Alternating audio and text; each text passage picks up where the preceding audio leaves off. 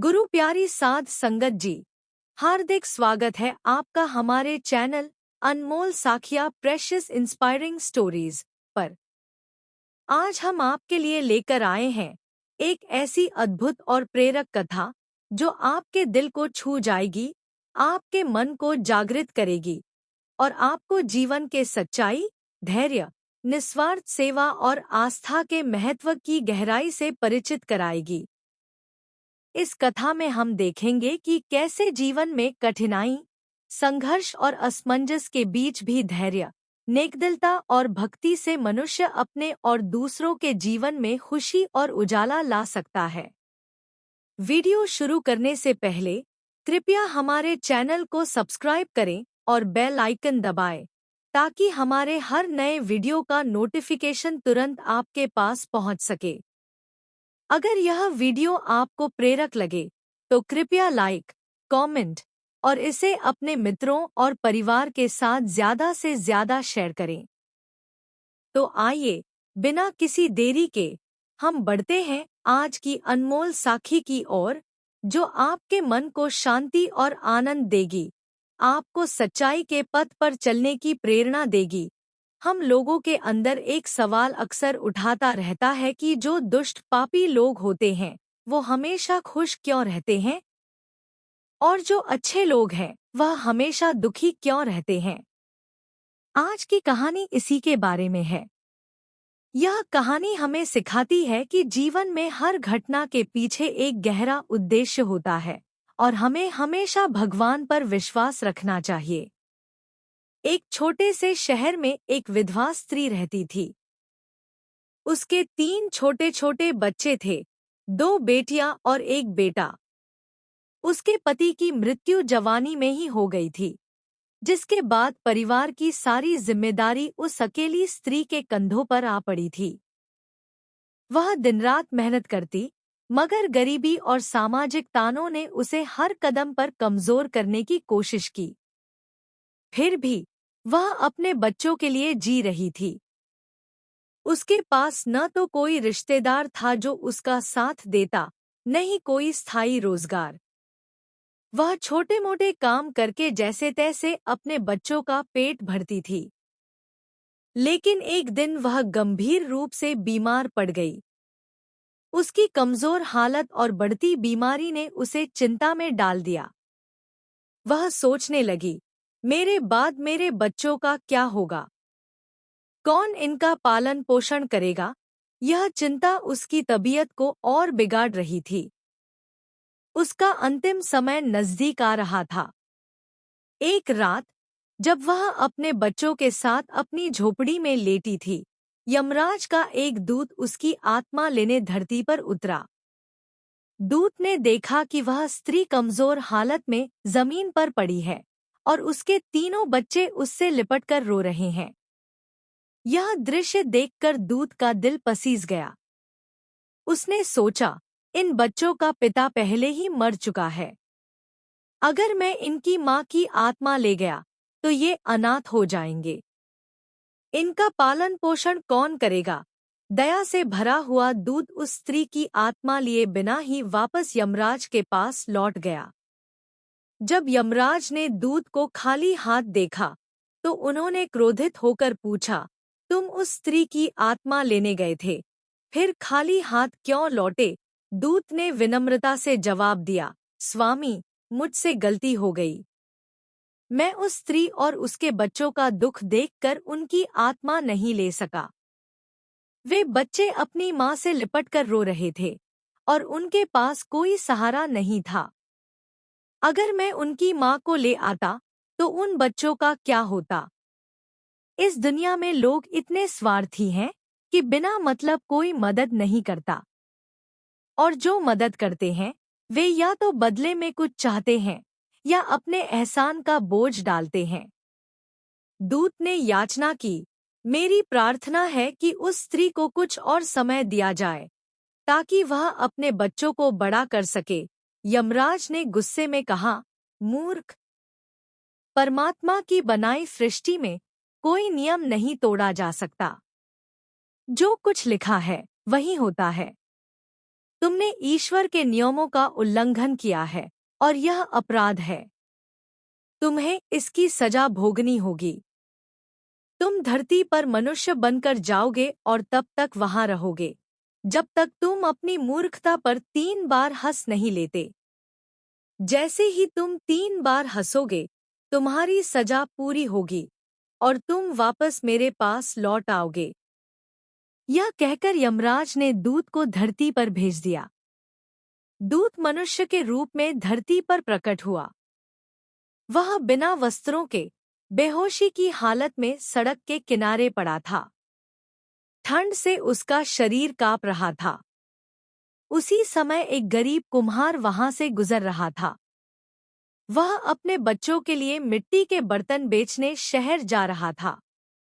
उसने दूत को इस हाल में देखा तो उसका दिल पिघल गया। उसने अपने बच्चों के लिए रखे पैसे से दूत के लिए कपड़े और एक कंबल खरीद लिया।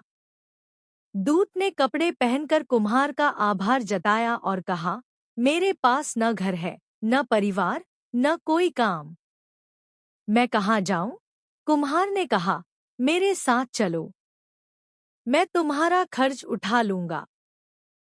कुम्हार दूत को अपने घर ले गया। वहां उसकी पत्नी ने जब देखा कि उसका पति बच्चों के लिए बर्तन बेचने गया था, लेकिन बर्तनों का पैसा खर्च करके एक अनजान आदमी को घर ले आया, तो वह गुस्से में आग बबूला हो गई। वह कुम्हार से झगड़ने लगी और उसे भला बुरा कहने लगी। यह देखकर दूत जोर जोर से हंस पड़ा। कुम्हार ने पूछा, भाई, तुम हंस क्यों रहे हो? ऐसा क्या देख लिया? दूत ने जवाब दिया, इस हंसी का रहस्य मैं अभी नहीं बता सकता। समय आने पर मैं तुम्हें सब बता दूंगा। दूत कुम्हार के घर रहने लगा।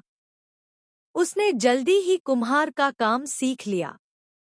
दूध के बनाए मिट्टी के बर्तन इतने सुंदर थे कि उनकी मांग दूर दूर तक फैल गई। कुछ ही समय में कुम्हार धनवान बन गया। उसके बर्तनों की ख्याति राजा महाराजाओं तक पहुंची। दूध के आने के बाद कुम्हार का जीवन पूरी तरह बदल गया। उसके घर में धन दौलत की कोई कमी नहीं रही। एक दिन राजा का एक सैनिक कुम्हार के पास एक कीमती मिट्टी लेकर आया। उसने कहा, महाराज ने आदेश दिया है कि इस मिट्टी से उनके लिए एक खास घड़ा बनाया जाए। ध्यान रखना, यह मिट्टी बहुत कीमती है। इसे खराब नहीं करना और घड़ा ही बनाना, कोई और चीज नहीं। कुम्हार ने दूत को यह बात समझाई और कहा, यह राजा का काम है, इसमें कोई गलती नहीं होनी चाहिए।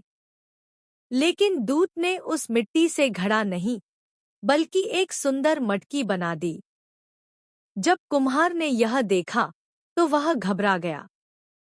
उसने गुस्से में दूत को डांटना शुरू किया और कहा, मूर्ख, मैंने तुझे कितना समझाया था कि घड़ा बनाना, लेकिन तूने मटकी बना दी। अब राजा हमें सजा देगा। वह गुस्से में एक डंडा लेकर दूत के पीछे दौड़ा, लेकिन दूत हंसने लगा। कुम्हार ने गुस्से में पूछा, तूने गलती की और अब हंस रहा है? तभी राजा का सैनिक दौड़ता हुआ आया और बोला, कल जो मिट्टी दी थी उससे घड़ा नहीं, मटकी बनाओ। राजा की मृत्यु हो गई है और यहाँ की परंपरा है कि मृतक के लिए मटकी बनाई जाती है। यह सुनकर कुम्हार की जान में जान आई।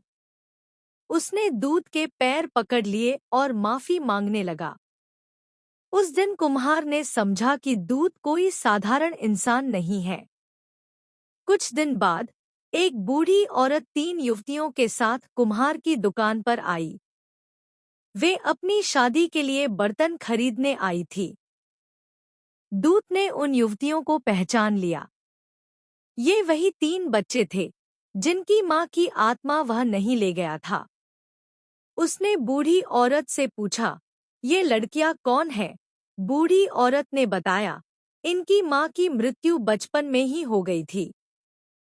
मेरे पास बहुत दौलत थी, लेकिन कोई संतान नहीं, इसलिए मैंने इन्हें गोद ले लिया। मैंने इन्हें पढ़ाया लिखाया और अब इनकी शादी बड़े खानदान में हो रही है। यह सुनकर दूत जोर जोर से हंसने लगा। कुम्हार ने पूछा, तुम फिर हंस क्यों रहे हो? दूत ने कहा, मैं एक दूत हूँ। मैं इन लड़कियों की माँ की आत्मा लेने आया था, लेकिन उनकी मासूमियत देखकर मैं उसे नहीं ले गया। इसीलिए यमराज ने मुझे सजा दी और धरती पर भेज दिया।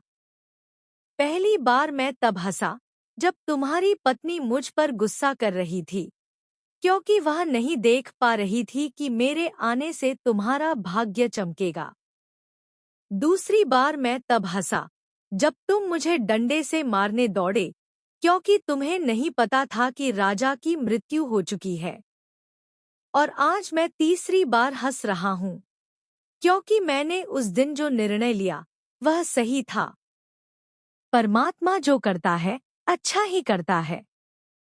अगर मैं उस दिन उनकी माँ को ले जाता तो ये बच्चे अनाथ रह जाते, लेकिन आज वे सुखी और समृद्ध हैं। दूत ने आगे कहा, हमें हमेशा परमात्मा पर भरोसा रखना चाहिए। कई बार हमें लगता है कि हमारे साथ बुरा हो रहा है, लेकिन वह बुराई हमारे भविष्य के लिए अच्छी होती है। अंधेरे के बाद ही उजाला आता है। हमें बस धैर्य और विश्वास रखना चाहिए। यह कहकर दूत यमराज के पास लौट गया। कुम्हार ने उस दिन सीखा कि जीवन में जो भी होता है वह परमात्मा की मर्जी से होता है। हमें हमेशा यह विश्वास रखना चाहिए कि भगवान जो करता है वह हमारे लिए अच्छा ही करता है। वाहेगुरु जी का खालसा, वाहेगुरु जी की फतेह। साध संगत जी, हमारे चैनल अनमोल साखिया प्रेशियस इंस्पायरिंग स्टोरीज पर हम हमेशा यह मानते हैं कि हर साखी केवल एक कहानी नहीं होती। यह गुरु नानक देव जी की गहन शिक्षाओं, जीवन मूल्यों और आत्मिक प्रेरणा का संदेश देती है, जो हमारे मन और हृदय को जागृत करती है। आज की साखी से आपने क्या सीखा? कृपया नीचे कमेंट्स में अपने विचार साझा करें। हमें जानकर बहुत खुशी होगी कि ये कहानियाँ आपके जीवन में सकारात्मक बदलाव और प्रेरणा कैसे ला रही हैं। अगर यह साखी आपको सार्थक, प्रेरक और हृदयस्पर्शी लगी हो, तो कृपया लाइक का बटन दबाएं और इसे अपने परिवार, मित्र और प्रियजनों के साथ अधिक से अधिक साझा करें, ताकि यह प्रेरणा और भी लोगों तक पहुंच सके। और हाँ, ऐसी और प्रेरक, उत्थानकारी और शिक्षाप्रद साखियों के लिए हमारे चैनल अनमोल साखिया चैनल को सब्सक्राइब करें और बेल आइकन दबाना न भूलें, ताकि आप हमारे आने वाले हर नए वीडियो से कभी न चुकें। साध संगत जी, याद रखिए, जैसे गुरु नानक देव जी की शिक्षाएं हमें सच्चाई, धैर्य और निस्वार्थ सेवा का मार्ग दिखाती हैं, वैसे ही ये साखियां हमारे मन और हृदय में प्रकाश और प्रेरणा भर देती हैं। तो फिर मिलते हैं अगले वीडियो में नई साखी, नई प्रेरणा और नई आशा के साथ। सत श्री अकाल।